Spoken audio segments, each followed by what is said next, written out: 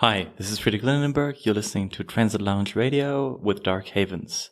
Fabulous. And Friedrich, I understand that you have played a role in confronting hidden money and power and bringing some of those secrets to light. So about 4 years ago, I started working with the Organized Crime and Corruption Reporting Project. Organized crime and corruption. We're a network of investigative journalists in around 40 countries. And we dig into organized crime, large-scale corruption cases around the world with a particular focus on Central and Eastern Europe. But increasingly, we also have teams working in Africa and Latin America. And so we're really interested in how basically kleptocratic government structures are capturing entire governments, capturing entire states, and draining all the wealth from local populations and then hiding it using the offshore financial system.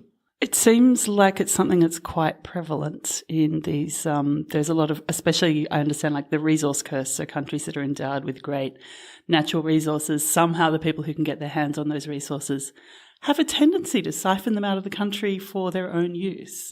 So how do you actually find the information that you need about this kind of thing, and how do you actually bring the evidence to light?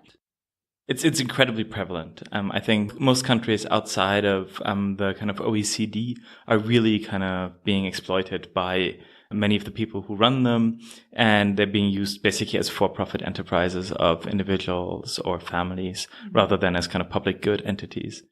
Most of the time when we start an investigation, we have someone giving us a little bit of a pointer. Sometimes, though, you can actually also just find it in the balance sheets of a big company that's involved in a country, and you can just see, okay, yeah, they're transfer pricing a lot of wealth out of the country, or they're taking it out in some other way. And you can get a sense of, yeah, this is probably not benefiting the ordinary people on the street who want good healthcare and education. Yeah, I mean, we mostly look at kind of attempts to really siphon money out of state budgets. A lot of the time that's done by people who have a connection to the ruling elites or politicians. But obviously you've also got companies in the world that have extremely exploitative practices, whether it's resource companies or whether it's companies that are involved in infrastructure projects, engineering and stuff like that. They do get a lot of support from outside. Obviously these international companies that immediately kind of want to make a buck or $1 billion. But then there's also what we call the offshore criminal services industry. And so this entire setup of companies that help you to hide your money, make it disappear in one place and make it reappear in another place with a good cover story for how you got it, and with the ability to then go and have a nice shopping trip in Paris or buy a piece of real estate in Berlin. And so this is the kind of money laundering industry, I guess, but on a global scale and offshore. And so it's things like anonymization, like shell companies, trusts that you can't very easily find out who the beneficial owner is. And then I understand you were instrumental in bringing the Troika Laundromat and maybe the Azerbaijani Laundromat activities to light. Do you want to talk a little bit more in detail about those? Yeah, so I think the first thing to understand about money laundering is that it's basically two industries that need to work together, right? One is the offshore incorporation industry. So you need to set up a company somewhere where the ownership structure is unclear, where there's a company owning another company, and they're all in different kind of secrecy jurisdictions. So that you can obscure who's holding the money. The other thing, though, that you really need is also a banking system, right? And so there's also this aspect of a series of banks that have been essentially captured and compromised and have therefore become facilitators of taking stolen money out of one country, mixing it around a little bit, and eventually making it reappear. Okay, so we're talking about money laundering and the kind of financial tools that exist to facilitate money laundering in the offshore financial economy. Yeah, exactly. So like the very first money laundering scheme that I helped to investigate was called the Russian Laundromat. And it was essentially a three-legged monster. So there was a crime group that set up companies in Russia who then owed money to companies in Moldova, and they went to court in Moldova and basically got fake court verdicts that entitled them to hundreds and hundreds of millions of debt repayments for debts that had never been given out. And so they started establishing kind of a legend for the money.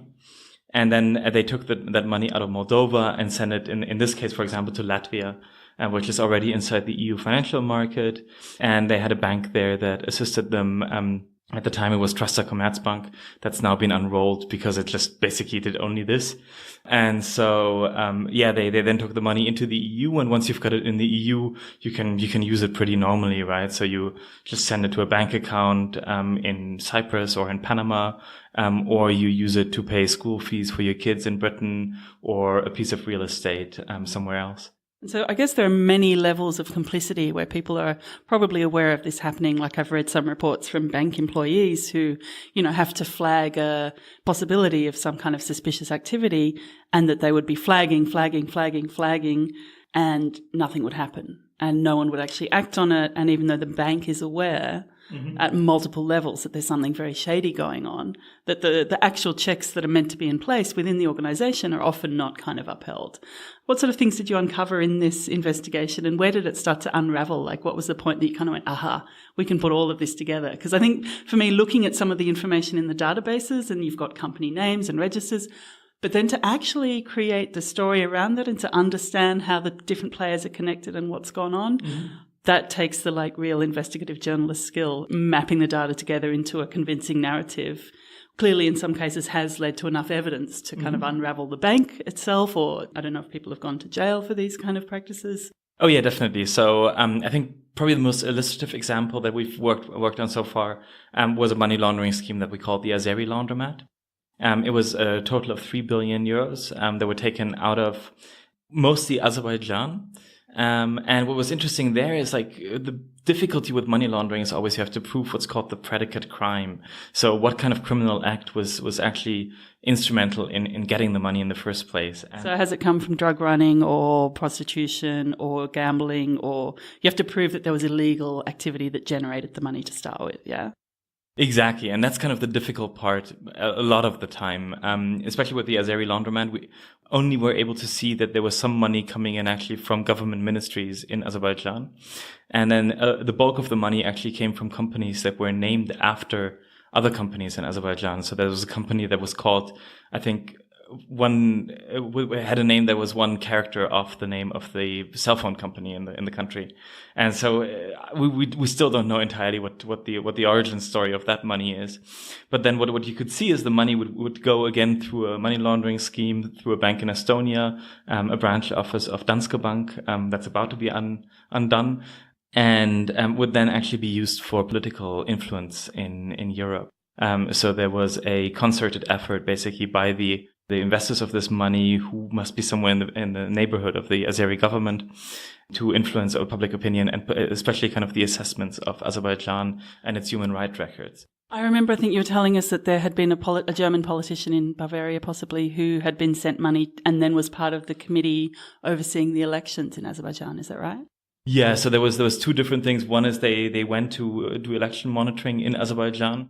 And several of the politicians who participated in these kind of fact-finding missions were actually given consulting fees or essentially bribes for giving a positive verdict to kind of attest that Azerbaijan was a perfect democracy.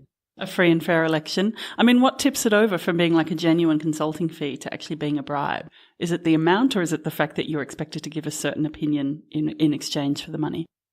We never really learned from anyone that we asked, as far as I know, what consulting specifically they had performed for the Azeri government. But also, I mean, even if you were to provide some consulting and you're then kind of going as an independent observer to observe an election, I think you have a conflict of interest that makes it impossible for you to give a neutral verdict on the election, right? If you're judging an activity that benefits the people that pay you. Yeah. It's hard to stay objective with the hand that feeds you, right? Exactly. But that's what we try to do. Well, some of us. I think it gets harder when you're literally being bought to say nice things about someone. And being paid like hundreds of thousands of euros or something. Yeah, exactly. It was good money to be made there. The other thing that happened is that the Council of Europe was doing a report on also the state of democracy in Azerbaijan, and again, several members of this. An Italian MP got pretty famous for just receiving large amounts of money. Does Azerbaijan also kind of curtail access to information from outside the country? Are the kind of media sort of outlets state-owned? It's a super interesting country, right? It's trying to essentially align itself with Western countries. It puts a lot of effort into its public appearance, both in Europe but also in the US. But at the same time, it's a very authoritarian state. Most of the industry in the country is captured by a small group of families that essentially make it out amongst themselves. And we've also in other investigations found large amounts of money and real estate that the ruling family had acquired offshore, especially in Britain, more recently also in Russia. The country doesn't seem to necessarily be run only in the best interest of the people. It's important to say that Azerbaijan is a oil-producing country, and every Western oil company really wants to do business there. And we're trying to build pipelines that would bring that oil and gas straight to Germany and to other European countries. Because physically it's quite close, like geographically. Physically it's quite close, and also it provides a geopolitical kind of alternative to taking all of our gas from Russia, right? And so it's attractive from that point of view. And I mean, do you think that's a reason that many countries that might have stricter laws about democracy and crime and money laundering might turn a blind eye? It's hard to prove any of that. The work you're doing is clearly bringing a lot more of it to light, and it seems like there's sort of a shift in the kind of worldview that this is not okay, when previously it had just been accepted as that's the way things are. Where do you think we are in this kind of narrative now? I don't know whether it's always been like that. My understanding is that a lot of this actually got created sometime in the 70s, 80s, 90s. After like the Bretton Woods Agreement collapsed, I hear. Well, also after the British Empire really had to pretend that it was gone. So it really is a post-empire kind of new financial empire. Yeah, I think that's fair to say. And also, obviously, with the fall of the Soviet Union and the privatization that happened there, and there was a lot of money to be made and a lot of wealth to be brought out of potentially unstable countries. In terms of how to fix it, that's a really difficult question. There's been a big attempt, I think, from the US government and others to use individual sanctions as a way of essentially blocking individuals out of the worldwide financial system. I think that's been a very successful mechanism for making the Russians angry. It's also definitely hurt the business of many oligarchs.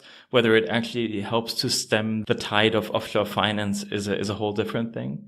There's a second effort that's been going on to create beneficial ownership registers that would force companies to disclose their ultimate beneficial owner. Even if they're in like secrecy kind of jurisdictions like Switzerland or the Cayman Islands or Liechtenberg. Exactly. So in theory, what you should be forced to do is to say, hey, I have a company and there are 7 companies owning this company, but really ultimately they all belong to John over there. And I need to identify John.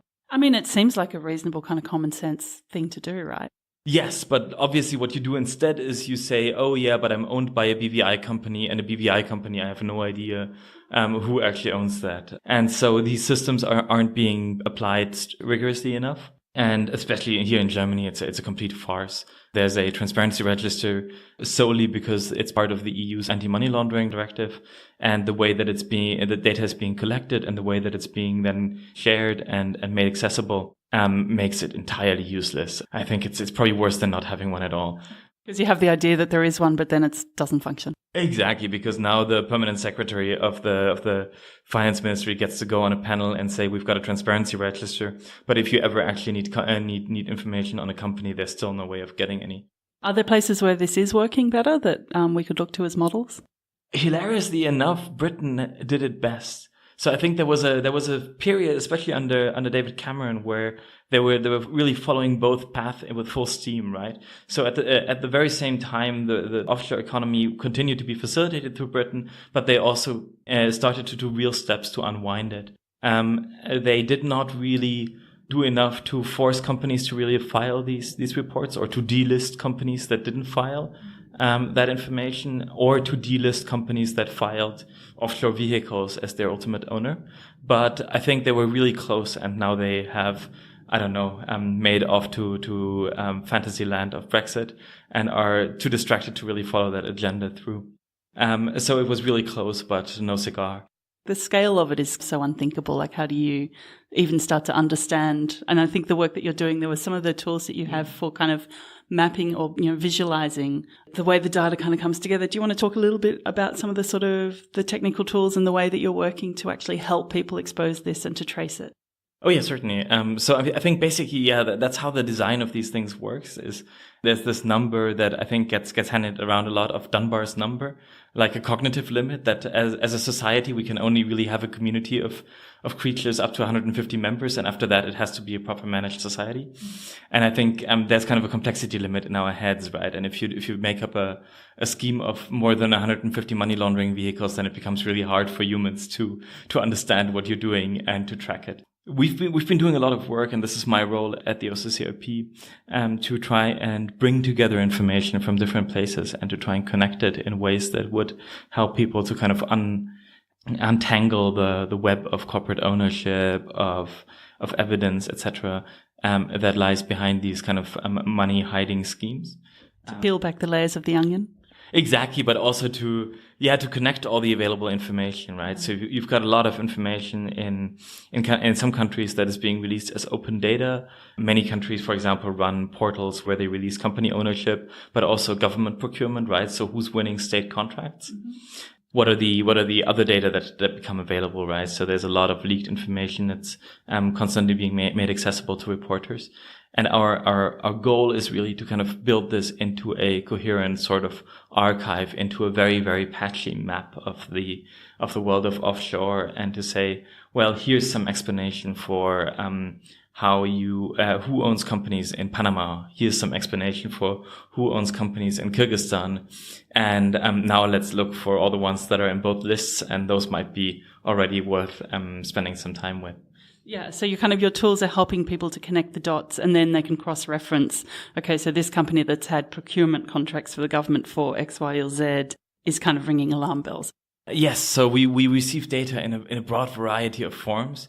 And to me, it's taken a long time, because as a technologist, you look at data as like either being structured information that comes in a database type of format.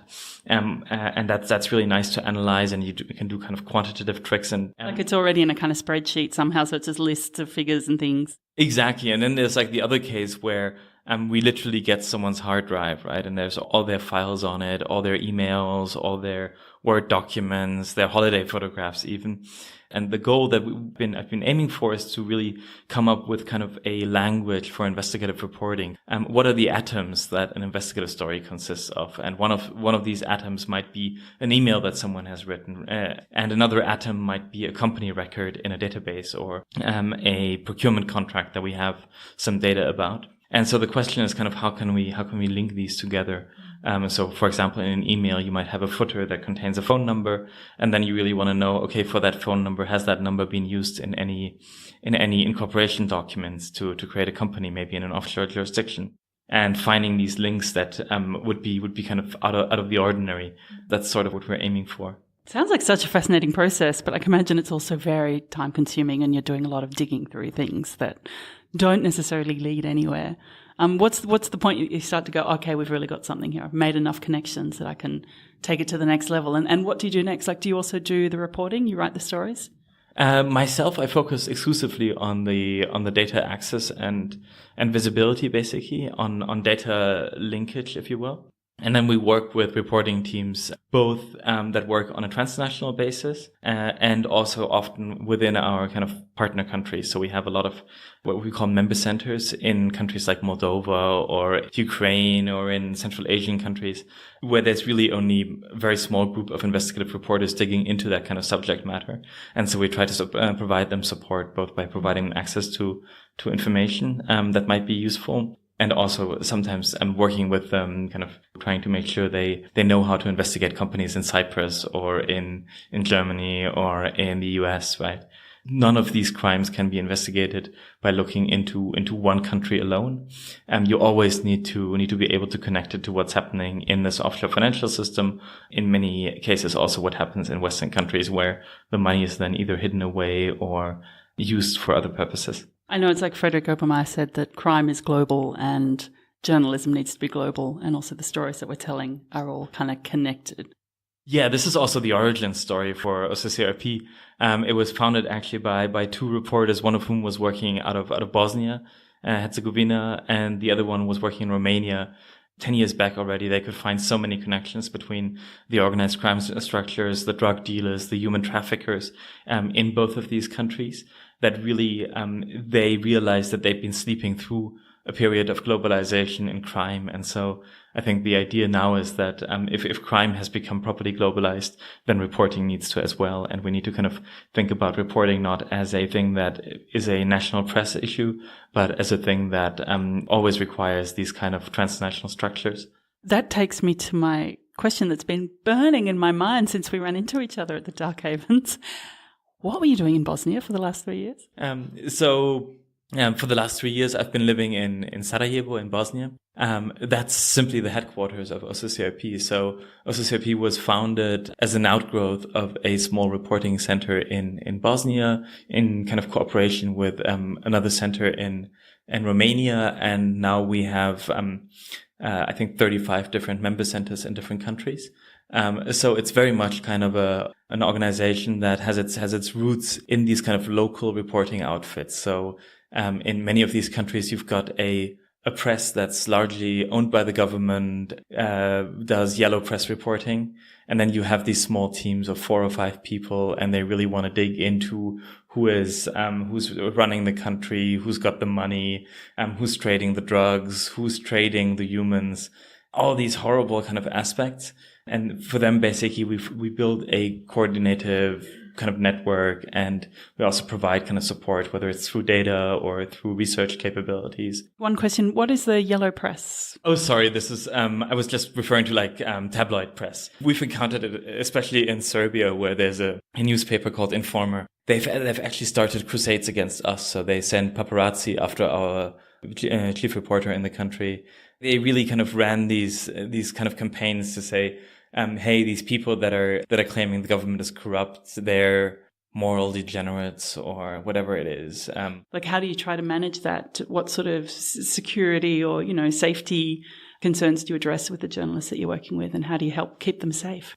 That's another big part of what OCCRP does, is to provide advice on how to deal with security, both on a kind of digital level when it comes to how to keep our information secure and make sure that we don't accidentally become a leak ourselves, but also in a physical sense. Whenever I meet the reporters that we work with, I'm stunned that 2 beers in, they can tell you what they've really encountered, the kind of personal sacrifice they've had to make for the work they're doing. Sometimes attacking their family members, sometimes physically getting attacked, getting shot, getting harassed, getting slandered. So it's definitely a job that requires a very, very thick skin to keep going. Quite a high level of moral integrity as well, because you have to also feel that taking the risk is worth it, and that in the end, the stories that you uncover and the information that you make public is going to actually have an effect at changing what's happening. Yeah, I think many of the people that we work with are actually patriots in the very best sense, right? They're people who really deeply think, okay, I live in a country that has a lot of work to do, and I want to be there, and I want to speak truth to power because I think it's going to enable the kind of reforms and the kind of change that needs to take place. And so I have a great amount of respect for all these people. Absolutely. I have enormous respect for everyone who's doing this work, because it's really important and often quite thankless, except those moments when finally you see the story break and maybe you see someone go to, some scheme dismantled or a bank unrolled. And do you have any kind of visions or hopes or dreams for the future? Oh, I'm quite optimistic. I think there is always kind of new policy developments that are happening based on the realization that the offshore financial system is a big part of what keeps wealth unequally distributed in the world. And I think there is a real chance that, especially the EU, can actually end a lot of that financial opacity, and make it so that it becomes easier for developing countries to retain the wealth that they naturally have. And I think then there will be a lot of very positive development and hopefully kind of prosperity resulting from it. So that would be kind of a fantastic step forward for I think the whole planet. Prosperity for all, not just the rich. Yeah, no, I mean, like you go to many developing countries and you realize how much wealth there really is and how unevenly distributed it is, and you realize just how important this kind of almost accidental looking accomplishment of Europe is, creating a fair balance between this and making it so that anyone is incentivized to play by the rules and to also live within the country that they have their family in and make a good living for that. Obviously, the link to like the climate crisis and to the refugee crisis, where people feel forced to leave their own countries and they're basically swimming the way that their money has already traveled. Right? There was like a bank transfer in 1990, and now the humans that should have benefited from that money are following the same route. One of the big problems we face is like, how do we make sure that the investigations we publish cannot be easily censored away? And obviously, like now, everybody wants to do that via a blockchain. It's really not the solution. I think kind of sometimes a nice pirate radio station or an FM transmitter placed in the right place would give much more people real access to information than some kind of crypto fanatics idea of how to make SHA-1 create world peace. And so, yeah, let's build some radio transponders, not blockchains. I'm so on board with that. Bring back pirate radio. Thank you so much for joining me in the Transit Lounge today. It's been a real pleasure. Thank you very much.